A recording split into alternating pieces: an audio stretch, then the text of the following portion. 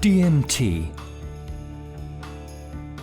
DMT, or N,N-dimethyltryptamine, is a hallucinogenic tryptamine drug. It occurs naturally in many plants and animals, and is both a derivative and a structural analogue of tryptamine. Also known as the spirit molecule due to the intense psychedelic experience, DMT is used as a recreational psychedelic drug and prepared as an entheogen by various cultures for ritual purposes. DMT has a rapid onset, intense effects, and a relatively short duration of action. This can give its user the full depth of a psychedelic experience in considerably less time than other substances, like LSD or psilocybin mushrooms. Learn about this mysterious molecule in this in-depth new documentary, DMT. A psychedelic experience, commonly known as a trip, is a temporary altered state of consciousness influenced by consuming a psychedelic substance such as mescaline, LSD, psilocybin, or DMT. Psychedelic experiences are explained within investigative, learning, recreational, religious, mystical, and therapeutic contexts. The term psychedelic was created by the psychiatrist Humphrey Osmond during written correspondence with author Aldous Huxley. Osmond presented the word to the New York Academy of Sciences in 1957. It is derived from the Greek word psyche, meaning soul or mind, and delein, meaning to manifest, thus mind manifesting. The implication being that psychedelics can develop unused potentials of the human mind. US Army scientists first coined the term trip during the 1950s when they were experimenting with LSD. A prominent element of psychedelic experiences is visual alteration. Psychedelic visual alteration often includes the spontaneous formation of complex flowing geometric graphic patterning in the visual field. When the eyes are open, the visual alteration is superimposed onto the objects and spaces in the physical environment. When the eyes are closed, the visual alteration is seen in the inner world behind the eyelids. These visual effects increase in complexity with higher dosages, and also when the eyes are closed. The visual alteration does not typically constitute hallucinations, because the person undergoing the experience can still distinguish between real and imagined visual phenomena. In some cases, true hallucinations are present. More rarely, psychedelic experiences can include complex hallucinations of objects, animals, people, or even whole landscapes.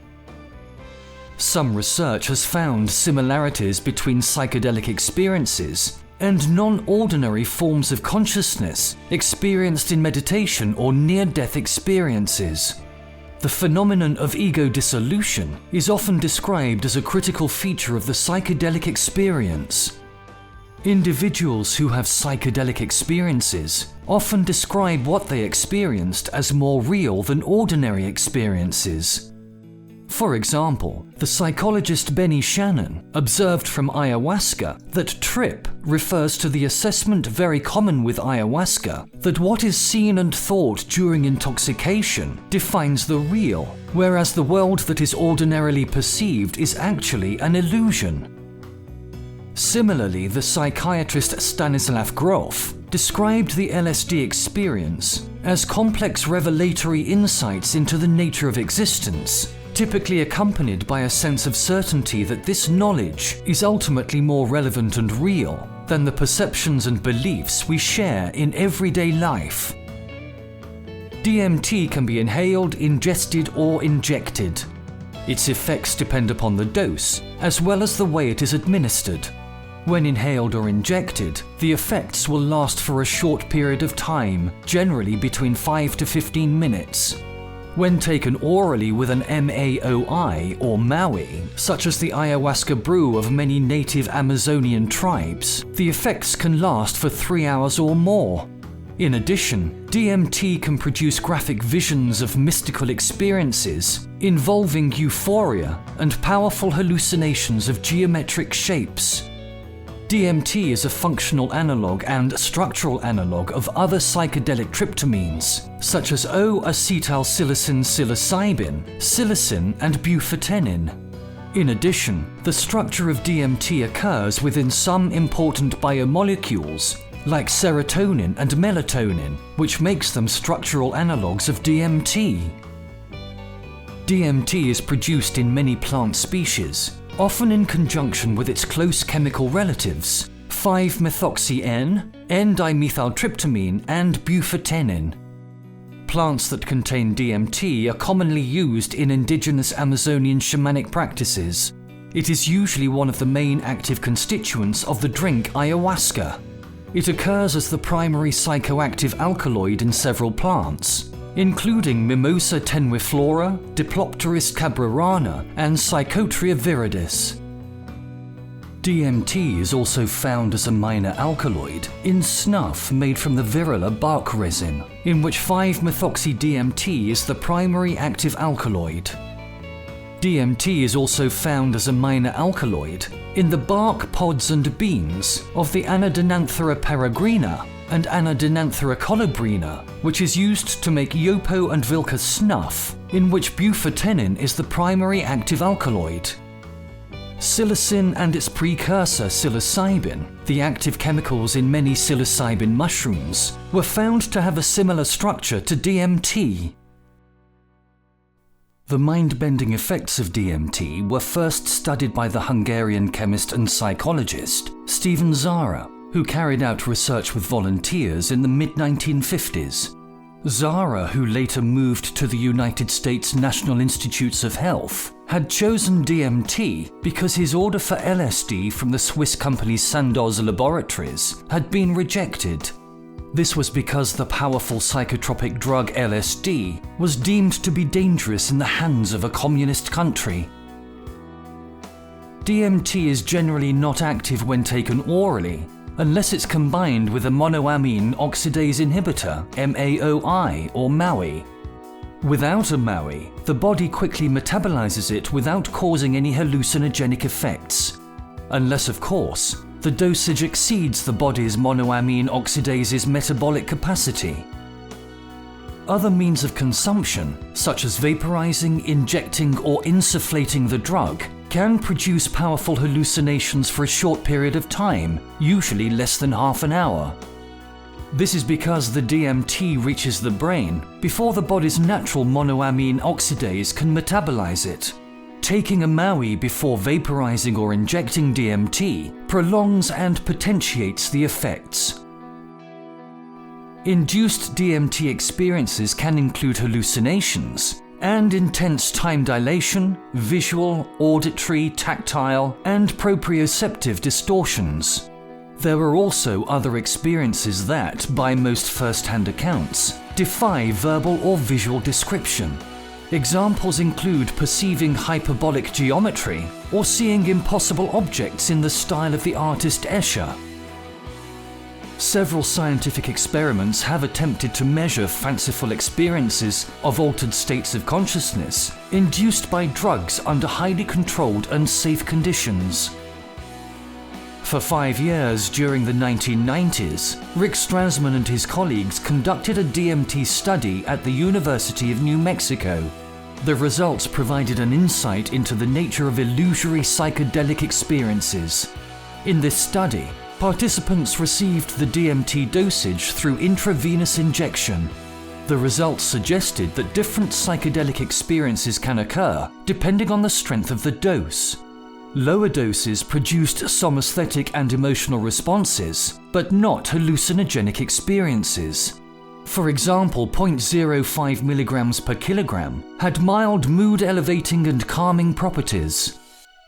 In contrast, responses produced by higher doses of between 0.2 to 0.4 milligrams per kilogram were labeled by researchers as hallucinogenic, that elicited an intensely colored, rapidly moving display of visual images, formed, abstract, or both. Comparing to other sensory methods, the most affected was one's sight. Participants detailed visual hallucinations, fewer auditory hallucinations, and particular physical sensations leading to an out-of-body experience. They also reported occurrences of euphoria, calm, fear, and anxiety. These dose-dependent effects match well with trip reports anonymously posted online, where users report breakthroughs above specific doses.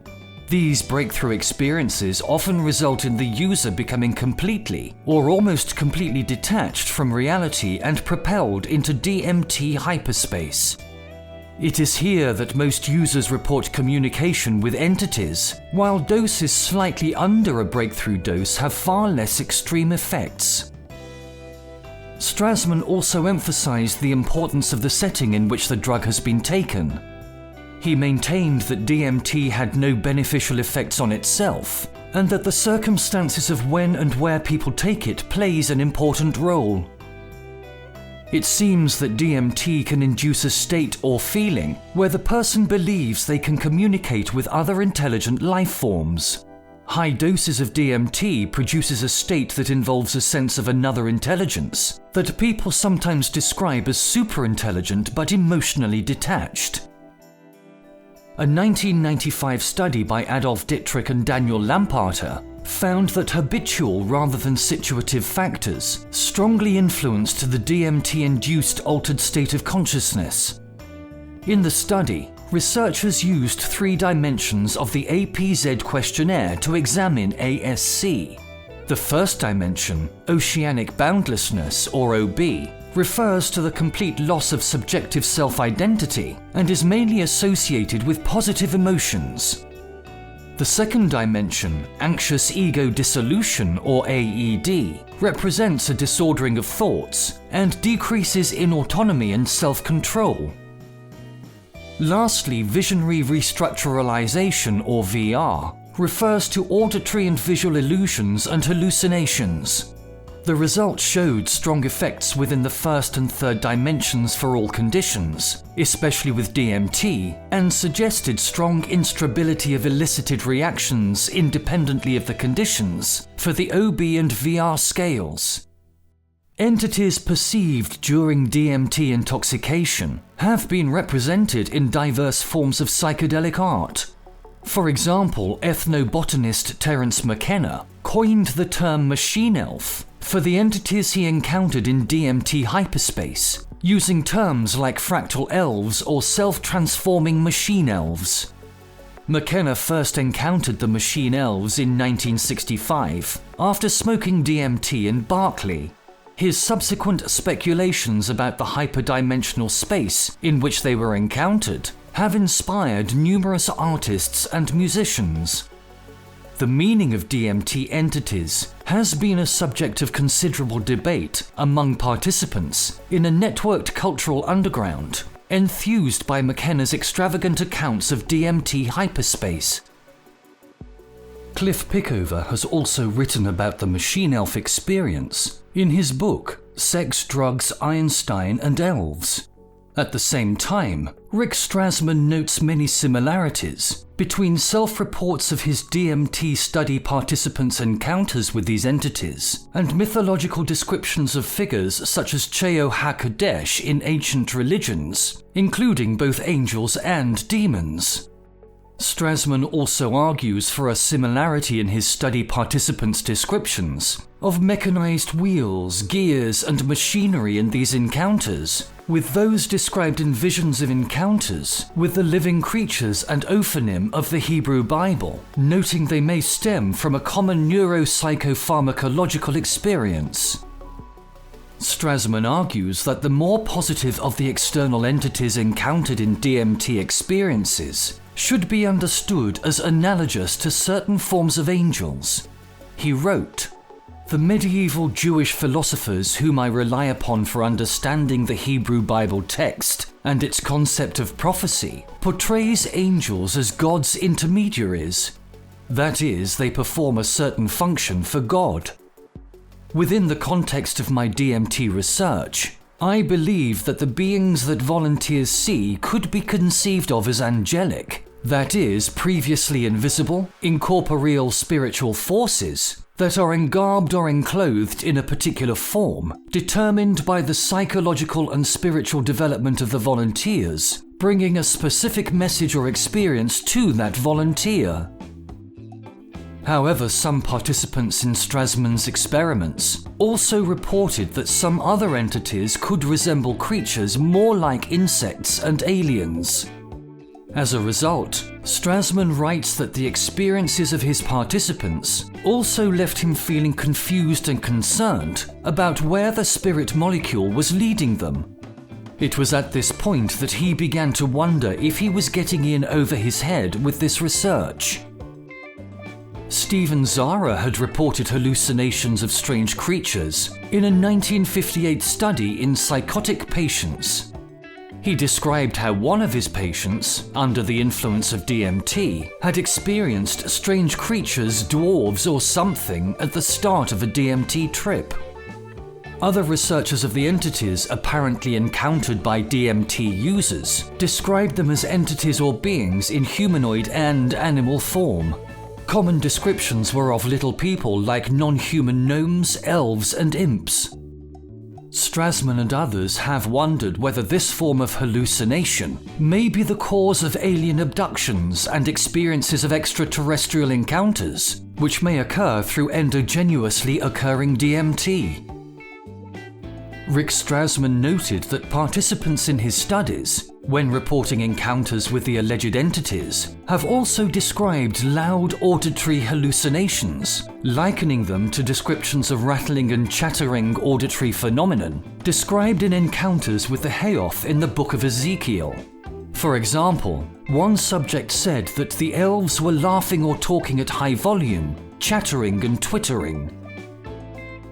According to a dose-response study in human subjects, DMT administered intravenously slightly raised blood pressure, heart rate, pupil diameter, and rectal temperature. In addition to this, there was also a rise in blood concentrations of beta-endorphin, corticotropin, cortisol, and prolactin. Growth hormone blood levels rose equally in response to all doses of DMT. Melatonin levels were found to be unaffected. The potential for dependence on DMT and the risk of prolonged psychological disturbance may be minimal when used infrequently, as in religious ceremonies. However, the physiological dependence potential of DMT and ayahuasca has not yet been documented convincingly. In the 1950s, the endogenous production of psychoactive agents was considered to be a potential reason for the hallucinatory symptoms of some psychiatric diseases. This is known as the transmethylation hypothesis. In addition to this, several speculative but untested hypotheses suggest that endogenous DMT is produced in the human brain and is involved in certain psychological and neurological states. DMT is naturally occurring in small amounts in the brains of rats, human cerebrospinal fluid, and other tissues of humans and other mammals. Also, mRNA for the enzyme necessary for DMT production, INMT, is found in the human cerebral cortex, choroid plexus, and pineal gland, suggesting an endogenous role in the human brain. In 2011, Nicholas V. Cozy of the University of Wisconsin's School of Medicine and Public Health found that INMT, an enzyme that is associated with the biosynthesis of DMT and endogenous hallucinogens, is present in the rhesus monkey's pineal gland, retinal ganglion neurons, and spinal cord.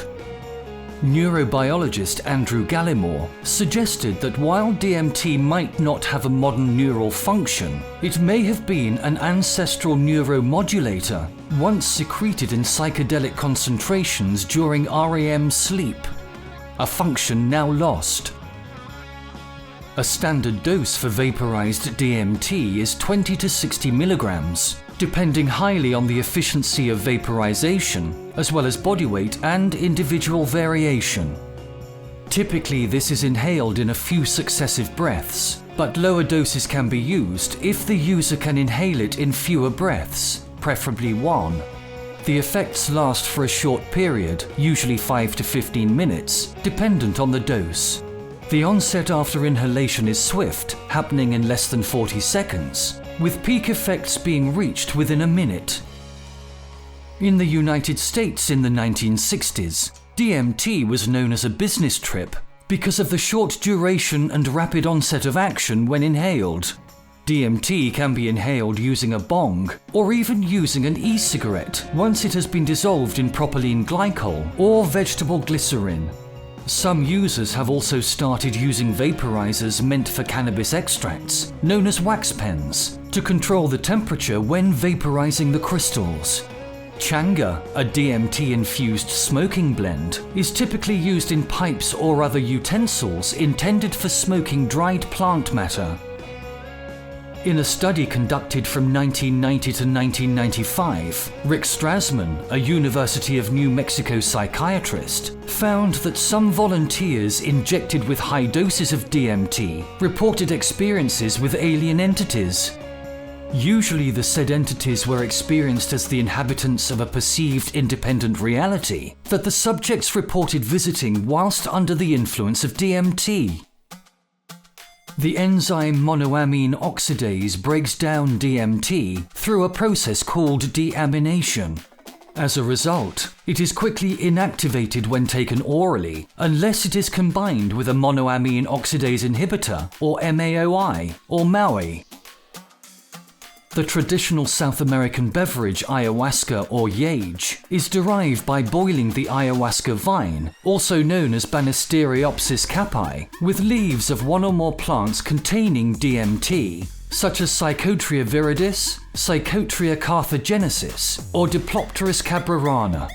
The ayahuasca vine contains harmala alkaloids, which are highly active reversible monoamine oxidase inhibitors, making the DMT orally active by protecting it from deamination. Various recipes are used to make the brew, depending on the purpose of the ayahuasca session or the availability of local ingredients. Two traditional sources of DMT in the western US are reed canary grass and harding grass. These invasive grasses contain small amounts of DMT and other alkaloids, and also contains gramine, which is toxic and difficult to separate. In addition, Jurema, also known as Mimosa tenuiflora, shows evidence of DMT content. The pink layer in the inner root bark of this small tree contains a high concentration of NN-DMT. Taken orally with an RIMA or REMA, DMT produces a long-lasting, slow, deep metaphysical experience, similar but more intense to that of psilocybin mushrooms. However, REMAs should be used with caution. They can have lethal interactions with some prescription drugs, such as SSRI antidepressants, and some over-the-counter medicines known as sympathomimetics, such as ephedrine or certain cough medicines. It can even interact with some herbal remedies. DMT has been used in South America since pre-Columbian times. Most commonly, it is prepared as a concoction known as ayahuasca brew. Ayahuasca is an ancient sacred medicine that was originally brewed deep in the Amazon rainforest and was used to heal and transform those who drank it. The brew has been used in religious rituals, where participants sing songs of healing, meditate, and talk about their intentions before drinking a cup of ayahuasca brew. It is also used in suicide prevention and to treat disabling depression and extreme grief. Ayahuasca is often used to treat PTSD, drug and alcohol addiction, panic disorders, anxiety, sleep disorders, stress, pain, and cancer symptoms. Ayahuasca is a psychoactive tea that affects the brain and causes people to experience mood and behavioral changes. The name ayahuasca comes from the Quechua language, where aya means soul or ancestors, and huasca means vine or rope. Ayahuasca can be translated as the vine of the soul. The brew has been popular in many regions of the Amazon for centuries, for both medical and spiritual reasons.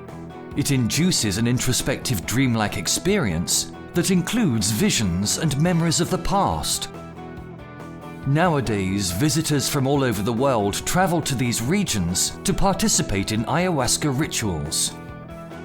Both of the plant ingredients in ayahuasca contain hallucinogenic properties.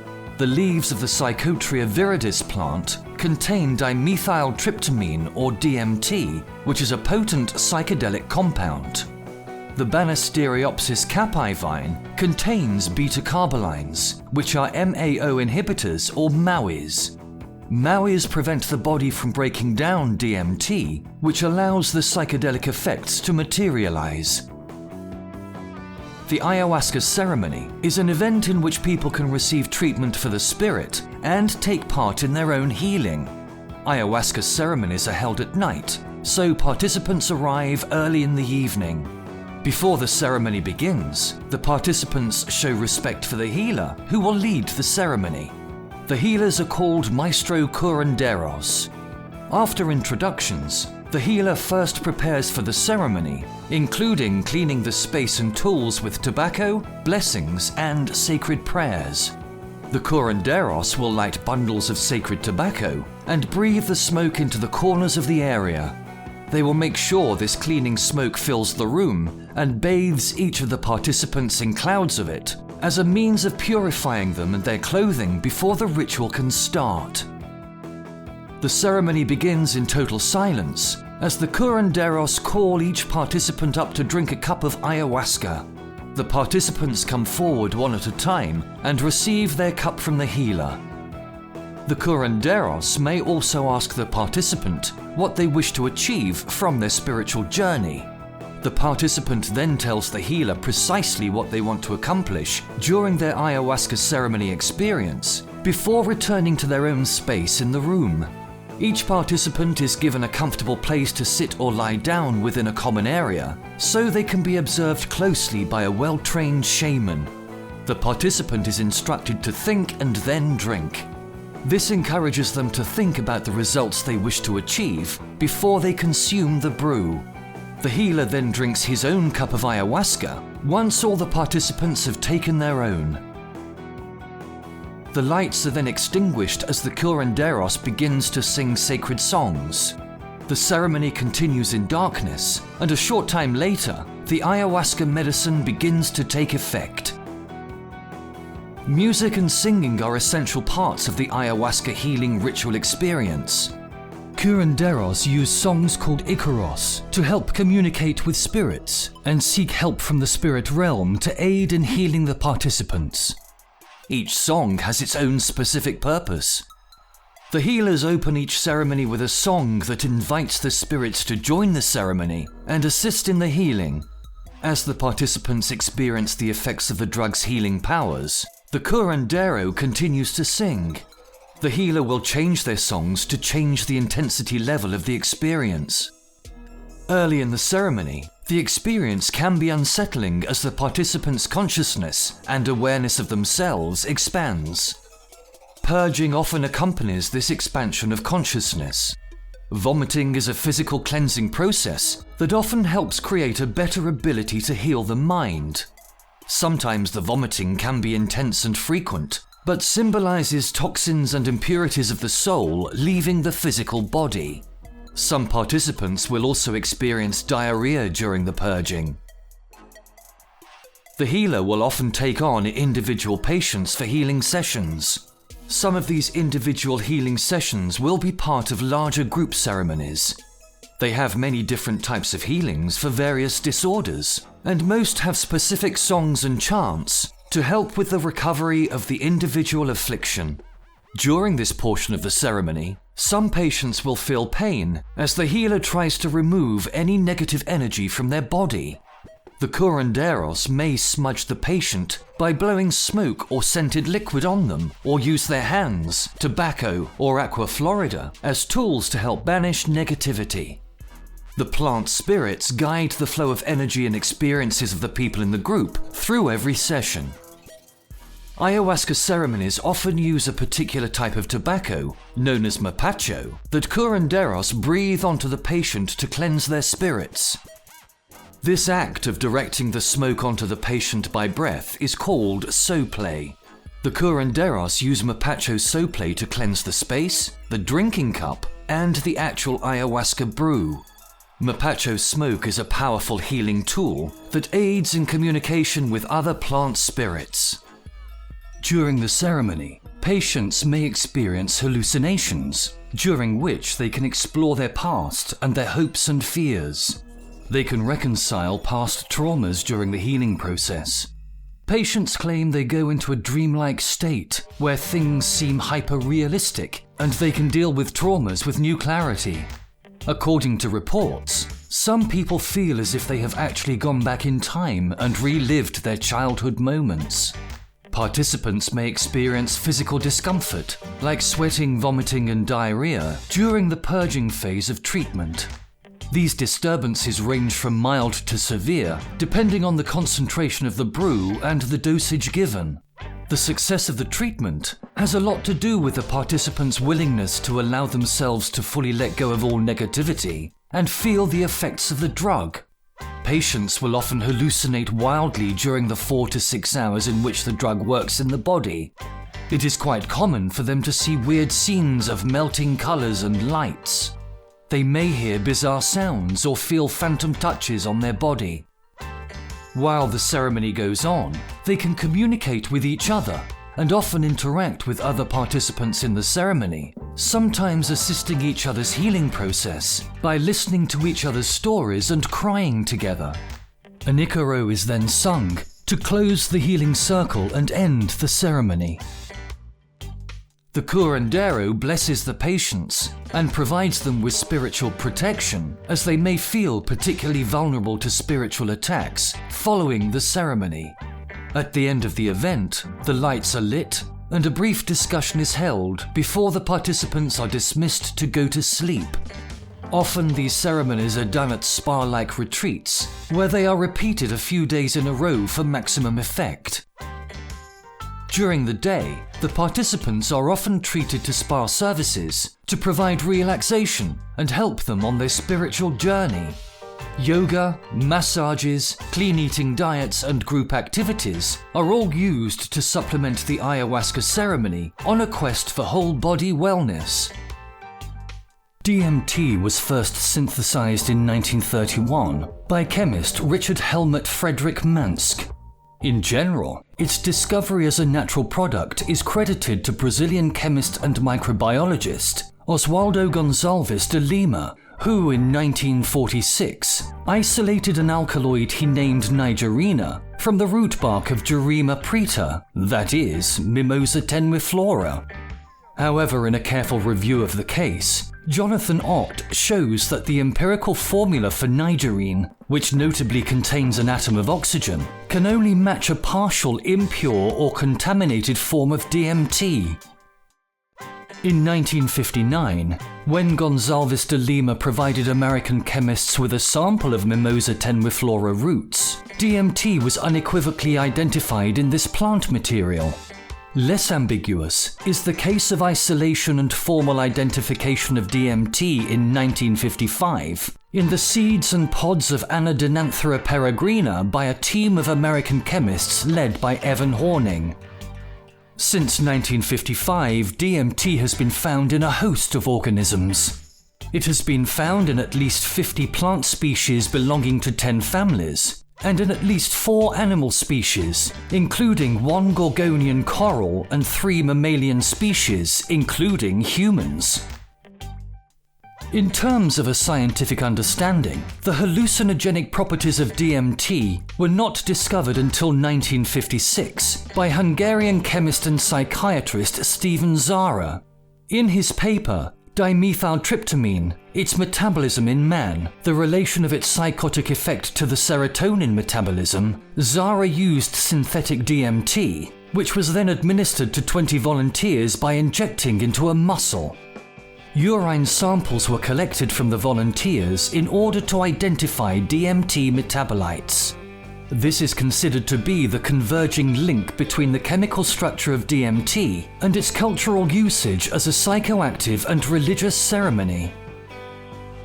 Another historical milestone is the discovery of DMT in plants frequently used by Amazonian natives as an additive to the vine Banisteriopsis caapi to make ayahuasca decoctions. In 1957, American chemists Francis Hochstein and Anita Paradis identified DMT in an aqueous extract of leaves of a plant they named Prestonia amazonicum and described as commonly mixed with Banisteriopsis caapi. American ethnobotanist Richard Evans Schultz and other scientists raised serious doubts about the claimed identity of Prestonia amazonica due to a lack of proper botanical identification in this study. The mistake probably led the writer William Burroughs to regard the DMT he experimented with in Tangier in 1961 as Prestonia. Better evidence was produced in 1965 by French pharmacologist Jacques Poisson. He isolated DMT as a sole alkaloid from leaves, provided and used by Agaruna Indians, and identified as having come from the vine Diplopterus cabrerana, then known as Banisteriopsis roosbeana. Published in 1970, the first identification of DMT in the plant Psychotria viridis, another common additive of ayahuasca, was made by a team of American researchers led by pharmacologist Ara de Marderosian. Not only did they detect DMT in the leaves of Psychotria viridis obtained from Kaxinawa indigenous people, but they were also the first to identify it in a sample of an ayahuasca decoction prepared by the same indigenous people. Article 32 of the Convention on Psychotropic Substances allows nations to exempt specific traditional uses of substances from prohibition. It writes, "A state on whose territory there are plants growing wild, which contain psychotropic substances from among those in Schedule 1, and which are traditionally used by certain small, clearly determined groups in magical or religious rites, may at the time of signature, ratification or accession make reservations concerning these plants in respect of the provisions of Article 7, except for the provisions relating to international trade."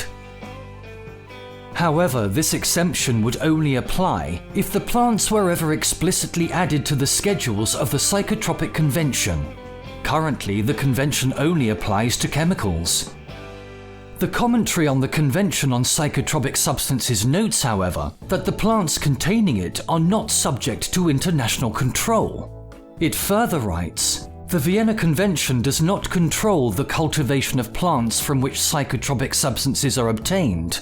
Neither the crown, fruit, mescal button of the peyote cactus, nor the roots of the plant Mimosa hostilis, nor psilocybe mushrooms themselves are included in Schedule 1, but only their respective principles, namely mescaline, DMT, and psilocin. No plants or natural materials containing DMT are currently controlled under the 1971 Convention on Psychotropic Substances. Consequently, preparations, for example decoctions made of these plants, including ayahuasca, are not under international control and therefore not subject to any of the articles of the 1971 Convention. DMT has many different names. Apart from being called the spirit molecule, it is also known as elf spice, Dimitri, Fantasia, businessman's trip, businessman special, and 45-minute psychosis. Whatever you call it, and however you take it, you now know precisely what this powerful chemical is and how it is derived. You now know that DMT is the most powerful psychedelic drug in the world. If you do decide to try it, do please take care.